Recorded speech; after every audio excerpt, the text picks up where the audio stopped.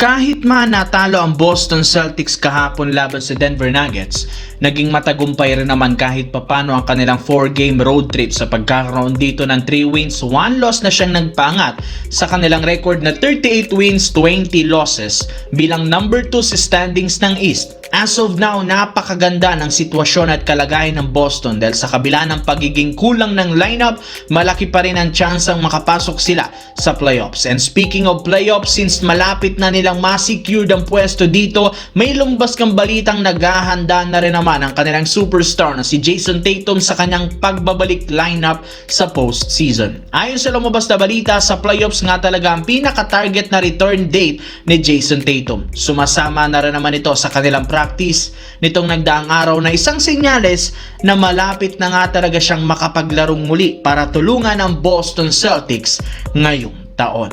Samantala, sa pangatlong sunod na pagkakataon, natalo na naman ang Los Angeles Lakers sa kanilang game laban sa Phoenix Suns. Malaki nga sana ang kanilang tsansang makuha dito ang panalo since sobrang kulang ng lineup ng Suns sa hindi paglalaro ni Dillon Brooks at Devin Booker. Kaya sa nakakadismayang pagkatalo, hindi naiwasan pa ng mga fans na batikusin mismo ang Lakers.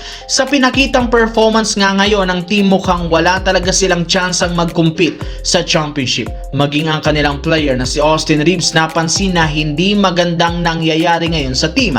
Kita sa kanilang game kung gaano kalami ang kanilang depensa at kabagsak ang effort na binibigay. Sa tuwing nagkakaroon ng mga player ng Lakers ng pagkakamali, hindi sila agad bumabalik sa depensa at bumabawi bagkus masyado silang nagpapaapekto sa play na ito. At isa sa mga player na masyadong napapaapekto ng gusto, si DeAndre Ayton, na halos wala nga pong ganang maglaro. Dahil dyan, may ilang mga fans na nagsabi kailangan na lang naman nila itong tanggalin kung ayaw nitong mag-ambag sa mga susunod na laro ngayong season. Sa kabilang banda, dito naman tayo. Nagkaroon na nga po ang San Antonio Spurs ng easy win sa kanilang game ngayong araw laban sa Brooklyn Nets, 126-110 sa pagtatala ng double-digit points ng kanilang 7 manlalaro na pinangunahan ni Julian Champagne na nagtala ng 26 points sa kanyang 10 out of 14 shooting.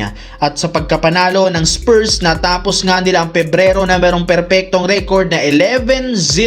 Yes mga idol, nagkaroon sila dito ng 11-game winning streak, kasama dyan ang impressive nilang panalo laban sa pinakamalalakas na contender sa liga. At ang maganda pa dyan, dahil sa sunod-sunod nilang panalo, sa wakas na ibaba na lamang sa 1.5 games ang kalamangan ng top-seeded team na OKC Thunder, meaning magiging madali para sa kanilang team na maungusan ito. Ang problema lang naman ng Spurs ngayon ay ang kanilang game schedule sa Marso, since uumpisahan nila ito sa pinakamalakas na contender sa Eastern Conference katulad ng New York Knicks, Philadelphia 76ers at Detroit Pistons na siyang magtitest ng kanilang team kung sila nga ba talaga ang numero 1 sa Western Conference.